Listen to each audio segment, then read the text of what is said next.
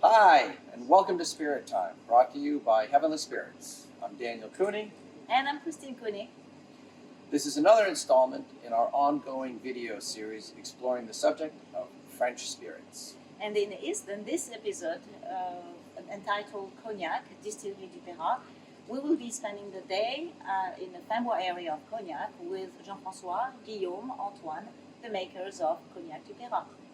Jean-François was one of the first cognac makers to commit to the certified organic processes. And today, DuPeyrat is the #1 selling organic cognac in the US.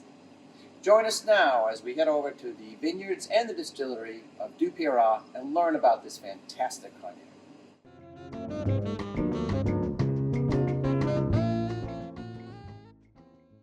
Good morning. So we're here today at DuPeyrat, where it all started for the family Rault.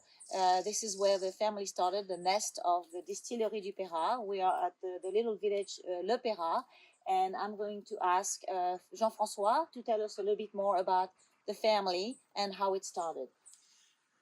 So we started off in DuPeyrat. I was born in DuPeyrat in the year 1955, and my grandfather used to live there for a long time, and the family, the origin of the family is close to there, maybe at 500 meters from there, close to the village DuPeyrat.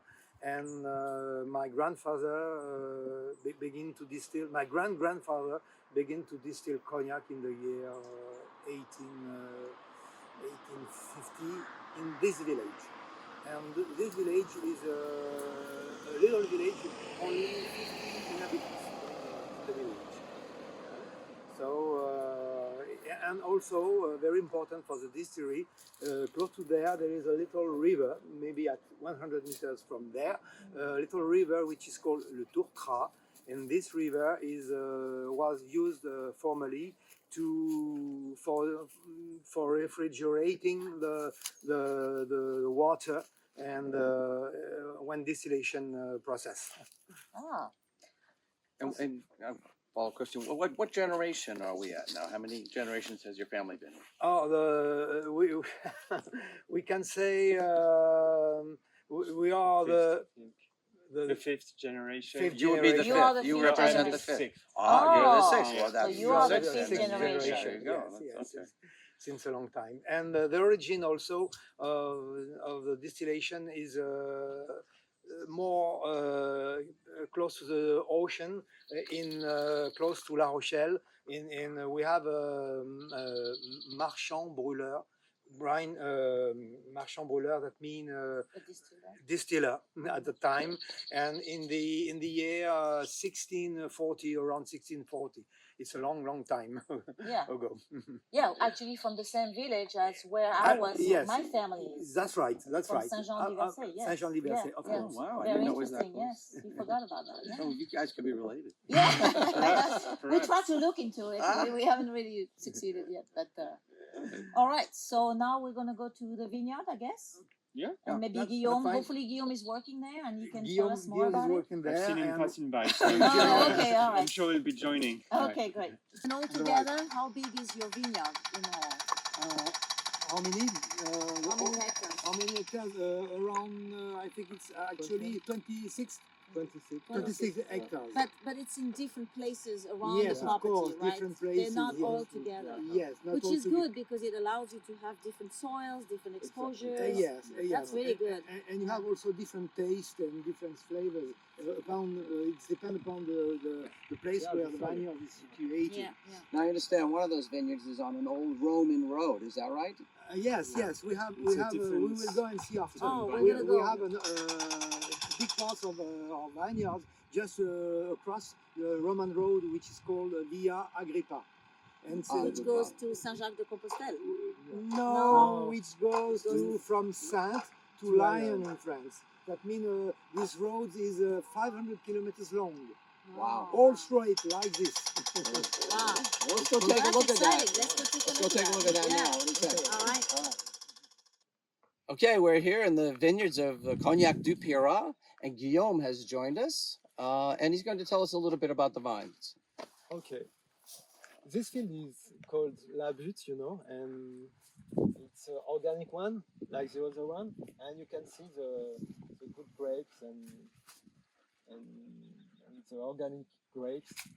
And okay, this wine is pretty young, and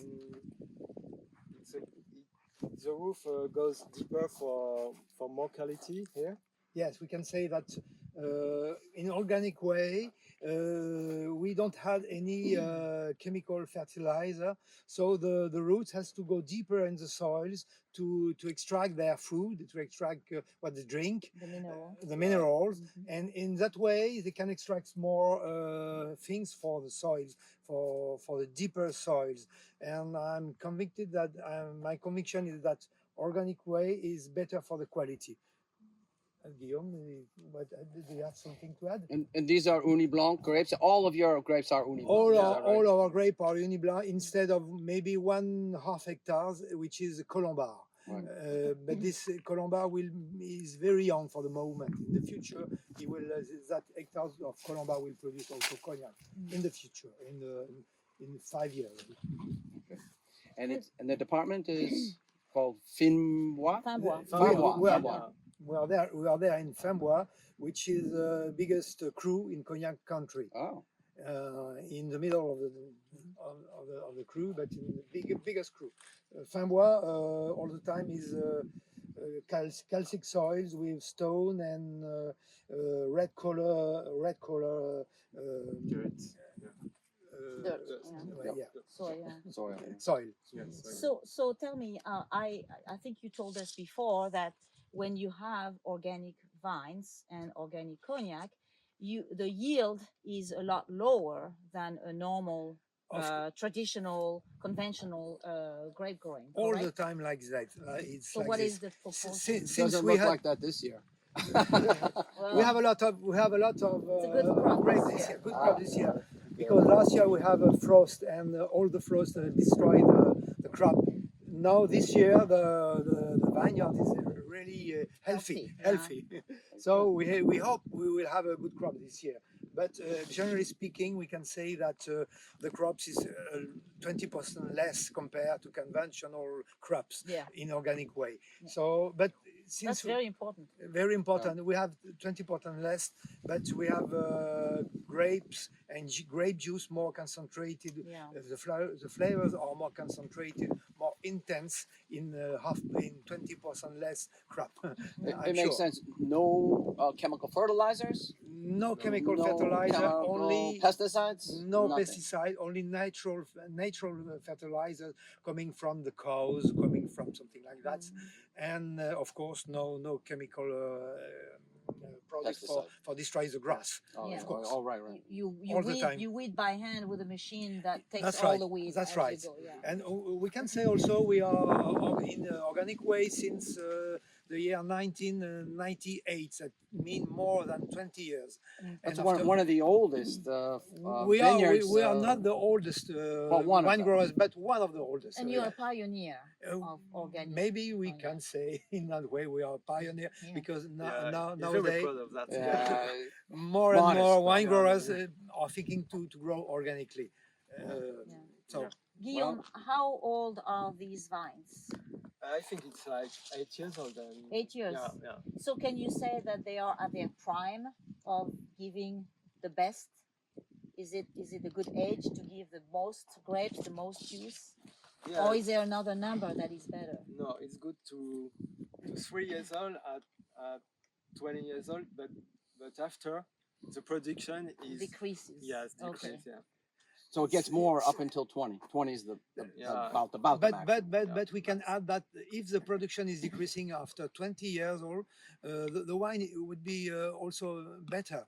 And we can say my father, Guillaume's grandfather, planted vineyards in the year 1948, and this vineyard is still producing with very low crops, but very intense flavor. very intense. Yes, very intense and very yes. sweet, That's nice. Well, we like that intense flavor. You guys make great cognac. Yeah, of course, of Thank course. you. Mhm. Since distillation is only a concentration of flavors and aromas, so the more you have aromas and flavor in the wine, the more you will have aromas and flavors in the cognac, of course. Absolutely. But I think the good way is to have some young vineyards and the old one.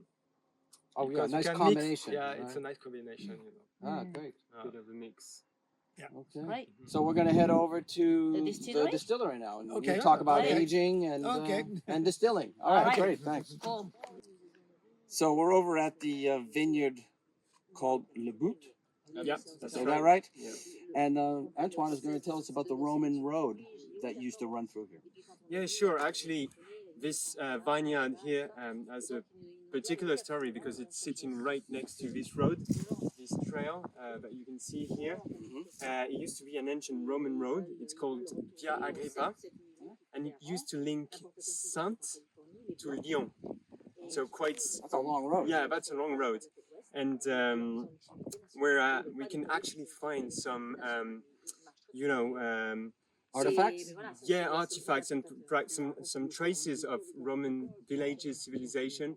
As a matter of fact, there used to be a Roman village around. We're not sure where it is, but we have found some traces of it in the past. We found some fragments of vases and You can yeah, see that. this could be you one. can pick this little piece of artifact.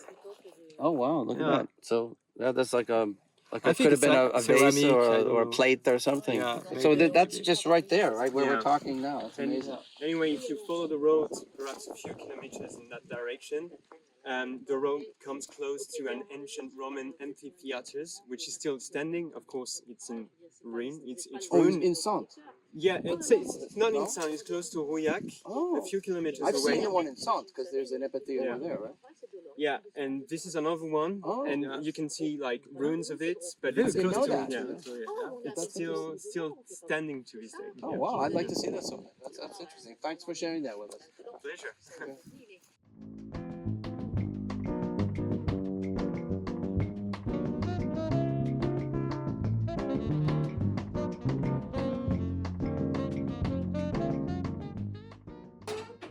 So, please, come in.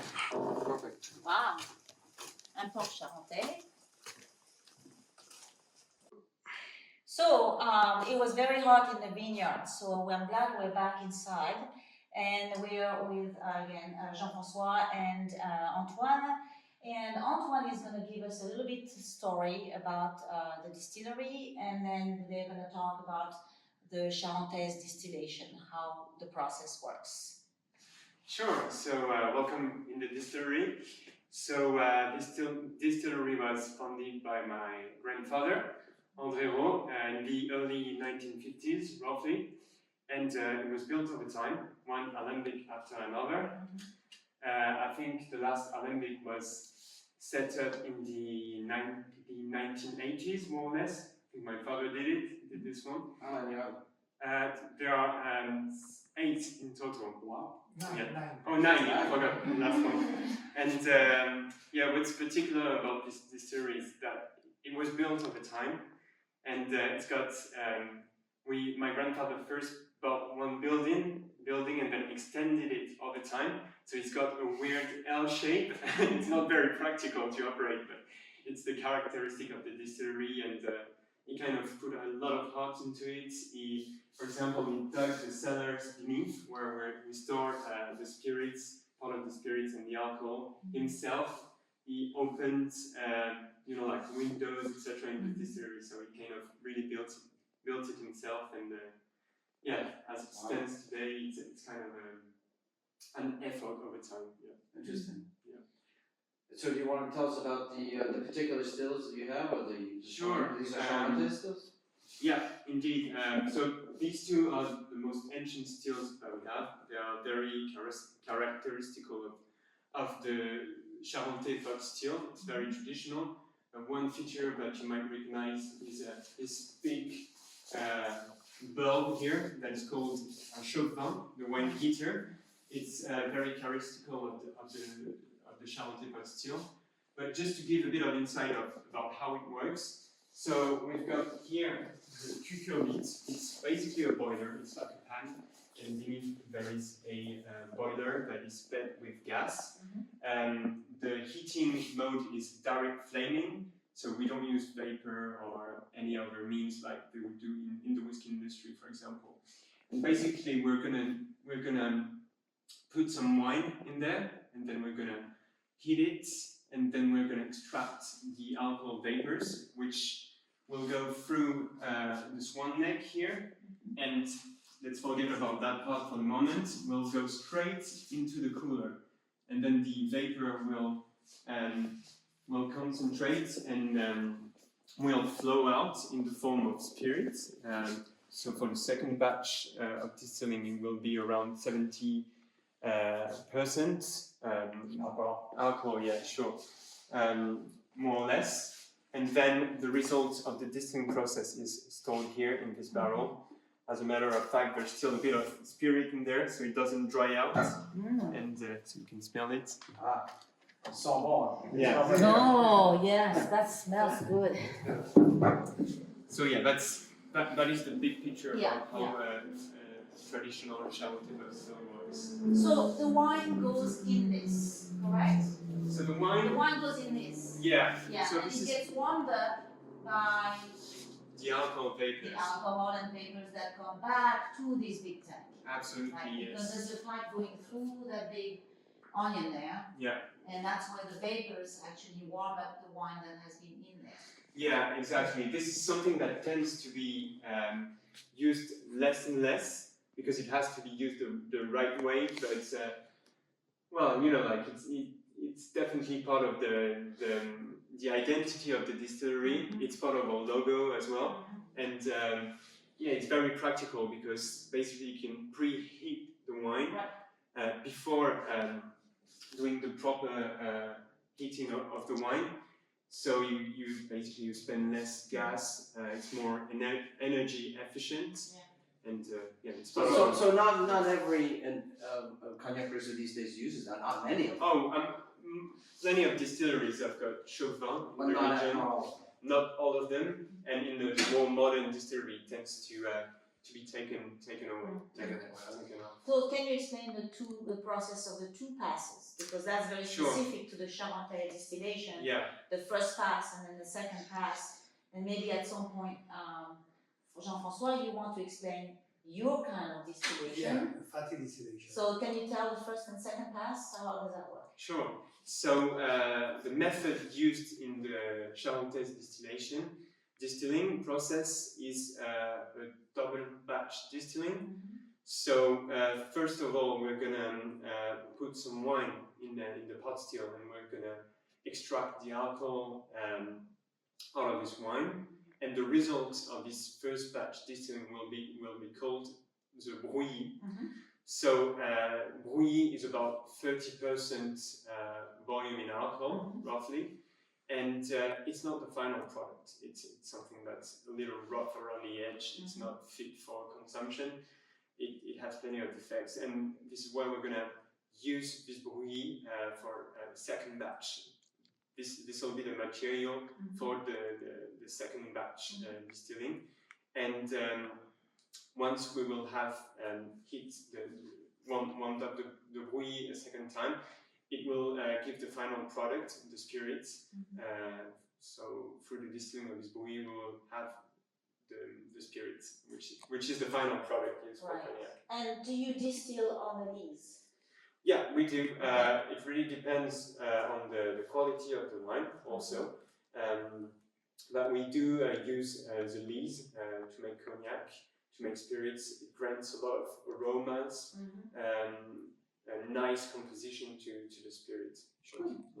And you can add also we have a special way of distillation, which is called fatty distillation. In that way, fatty distillation is mainly interesting for organic wine. In that way of distillation, we doesn't eliminate lots of things. That means in in the conventional way, we get rid of the head and we get rid of the second. The second is after the heart. The second and the head in the conventional way is returned to third distillation into the wine. In our fatty distillation process, we keep most part of the head and most part of the second, and that gives to the cognac more complexity and more intensity in the flavors, in the aromas. That is a special way of distillation. I know only one or two distillery who use that special way of distillation. It's very important, and for me, it's a good way to have more thing in the cognac, so that we doesn't eliminate it so many things in the second process. Because you're organic, your wine is organic. Yes. Does that help the fatty Yes. distillation method Yes. make a difference? The special distillation do apply for organic wine. It's my conviction. Sorry. Because there's less roughness in it, that you can take a fatter piece of the distillation. Is that, am I understanding I it right? think the word fat distillation also comes from the fact that you leave more of the fatty acids in the heart. Absolutely. And that's where the fat distillation Absolutely. word comes from. There's a Okay. bit of Right. more components Exactly. in the spirits Exactly. as they are. More flavors. More flavors Yeah. eventually, especially for, we particularly like to use this method for old cognac. Mhm. So we're going to take the spirits made from this method and age them, and over time All the time. they're going to express this. Yeah. this The fatty acid is Yeah. what gives the taste and the aromas. yeah, and, these components are going to be a big part of the identity of all the spirits, and this is why we like it that much. And it is a little bit tricky to do a distillation like this, because the more you open the heart, the more risk you take by leaving too much of the tails or too much of the heads, correct? That's correct. There is But, a fine line.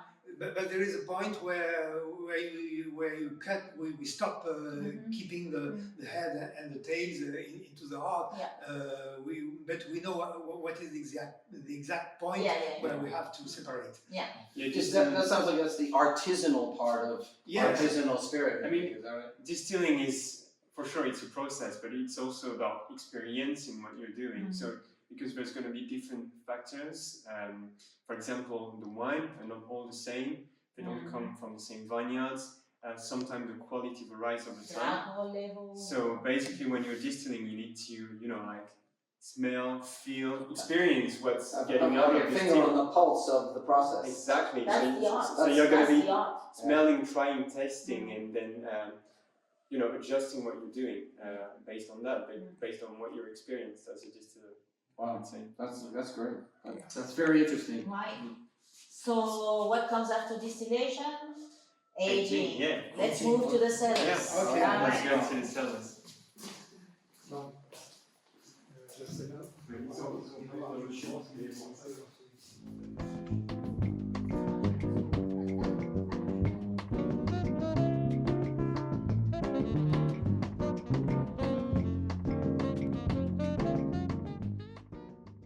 Allez, on te suit alors. Donc Ouais, maintenant, voilà. here we go in the cellar. Oh, look at this. Oh, beautiful. Here you are. Ça sent bon. The Smells barrels. good. The It barrels. smells good. Well, this is full, huh? We have an old barrel there and we sell it Okay. to renew and to buy a new barrel I see. for the next harvest. Okay. So we have the place for part of the next harvest in it. Mhm. And new barrel are there. You can see new barrel there and old barrel Old barrel at the there. bottom. But they're all full, right? Not Not all Not full. all. Not all full. We will refill them shortly with The with next the last crop. Yeah, with yeah, the yeah. last harvest Mhm. in it. So and we buy new barrel also for Right. the next harvest. We will have each barrel are 400 liters. Okay. Barrels. Usually in cognac country we use 400 liters.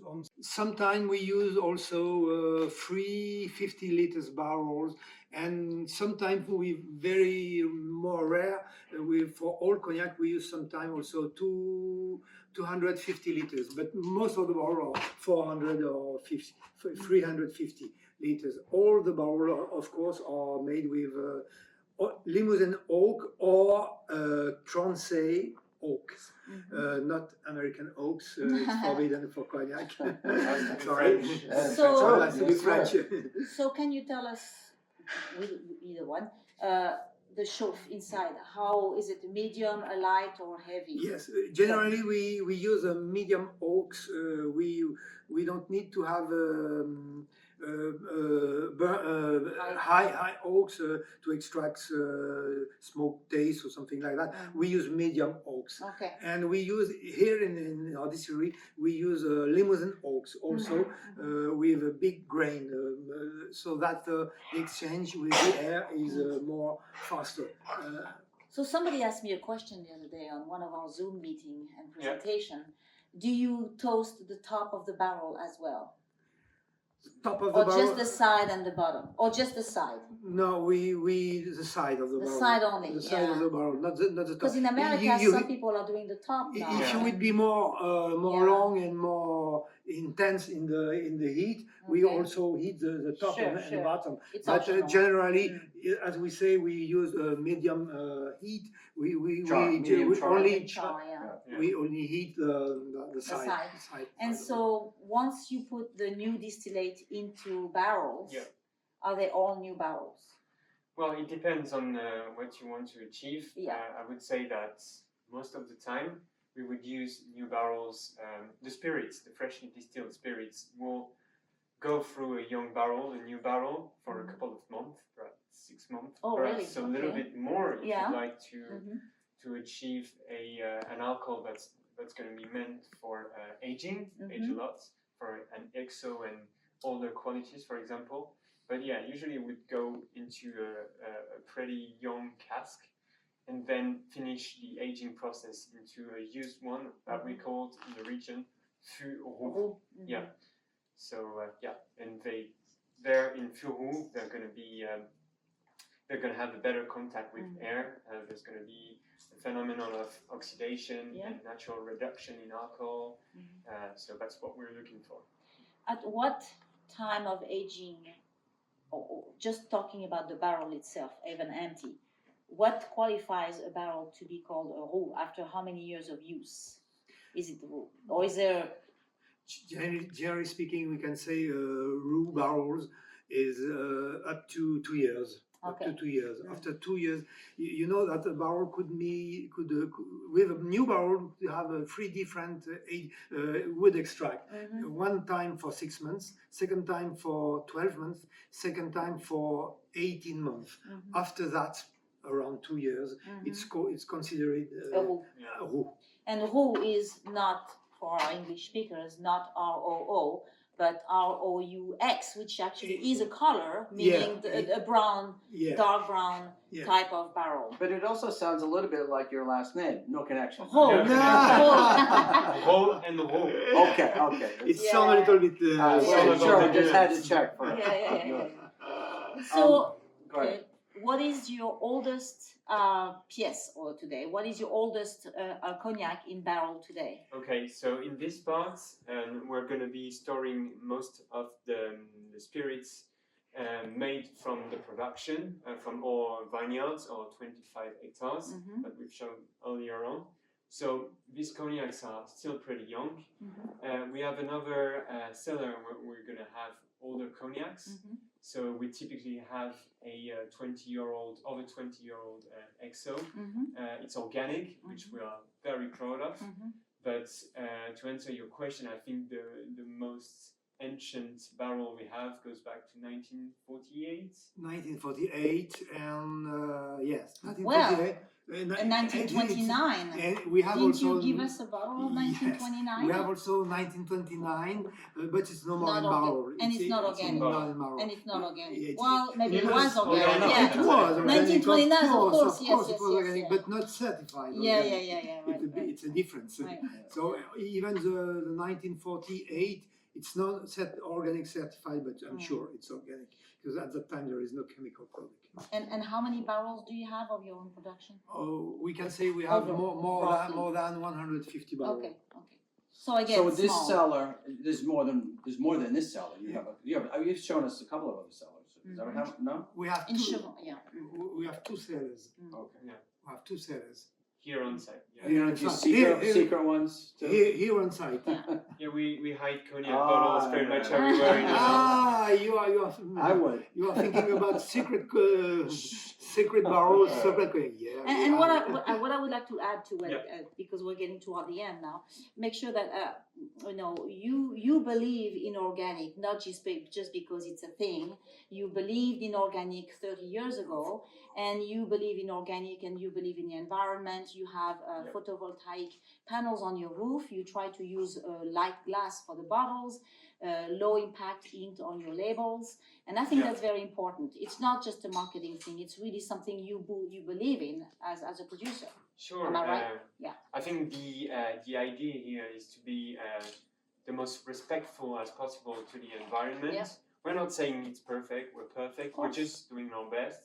And I think when my father converted the entire vineyards to organic in 1998, this was the first step toward it. And for example, this year we're also trying to plant haze, tree haze, along our vineyards, which has a lot of benefits direct benefits for our vineyards, because first of all, it's going to help structure the soil a little bit, and it also attracts a lot of biodiversity, insects, animals, that are in turn going to be helpful for us in terms of growing our vineyards.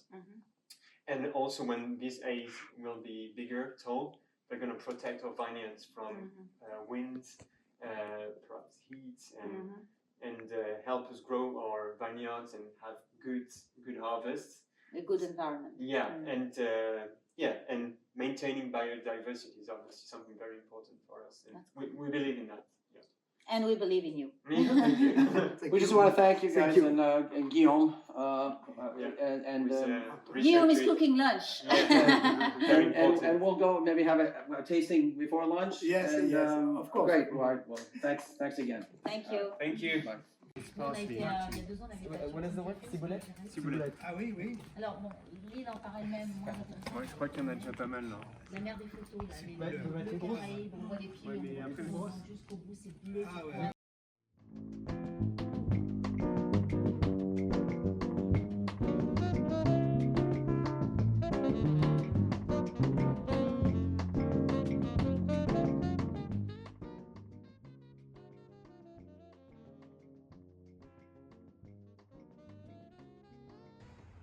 Okay, so we're back here at our US-based home bar, and we're going to be finishing this video with a tasting of the 3 wonderful expressions from DuPeyrat. Yes, as it turned out, after a long but immensely interesting tour of the vineyard and the distillery DuPeyrat, lunch was ready. So we never had the time to do a proper tasting of the cognacs after the cellar tour.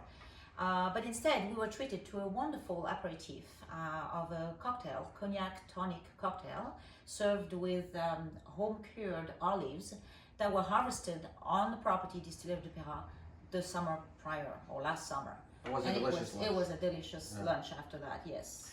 But it's 11 o'clock here in the US, and it's the perfect time to taste. All 10,000 of our taste buds are raring to go and ready to taste these great cognacs.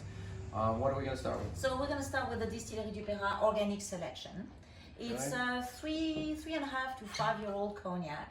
So it's fairly young, but it's very lively and very fresh, very clean, for various reasons that we can talk about.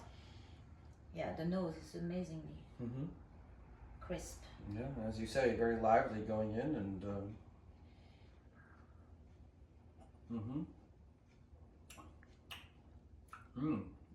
floral, tasty, lively. I like that vanilla. Light vanilla, yeah.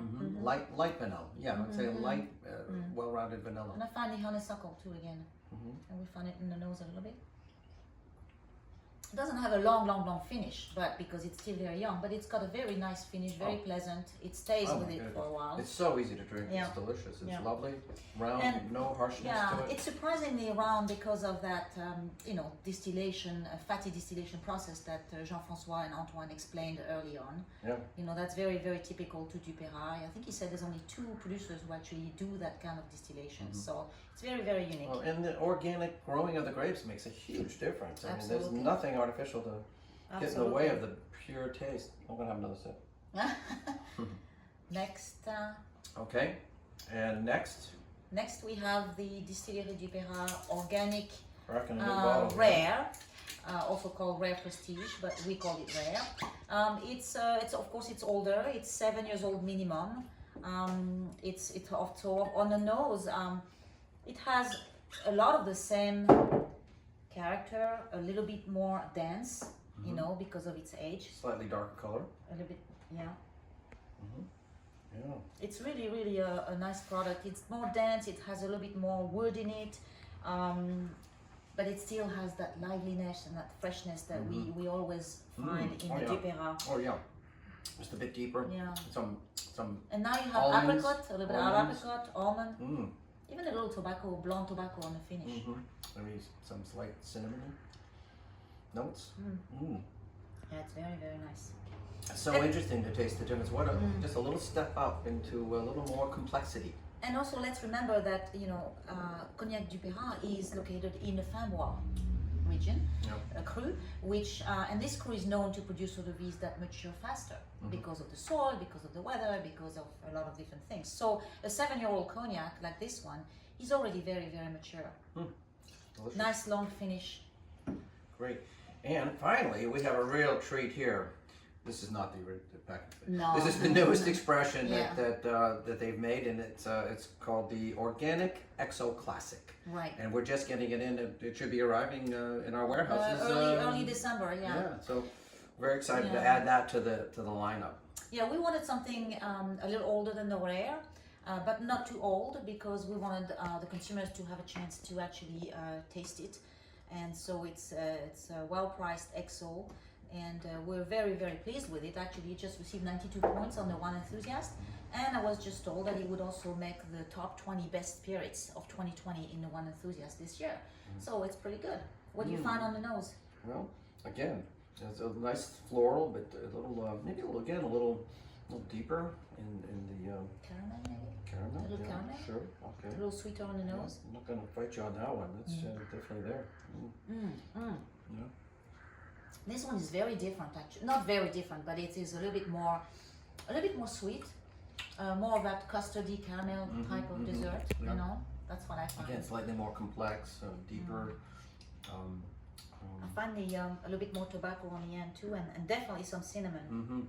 Yeah, well, delicious. But it's still amazingly fresh for its age. Yeah, I mean, yeah. it's just And affordable. And the Minimum 10 years packaging old. is nice too. Yes, yeah. As I say, it's not this packaging, but it's quite a nice little package dried design. fruit, Yeah. dried candied fruit. Really, really nice. Yeah, I don't know if it's going to be in time for Christmas, but Well, at least we'll have it. We'll have it before Christmas, but we were delayed. So I'm sure that Guillaume, Antoine, and Jean-François would have a lot more to say about their little gems.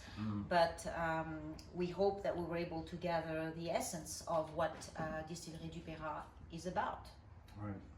Well, so that kind of wraps it up for us. Thank you for watching.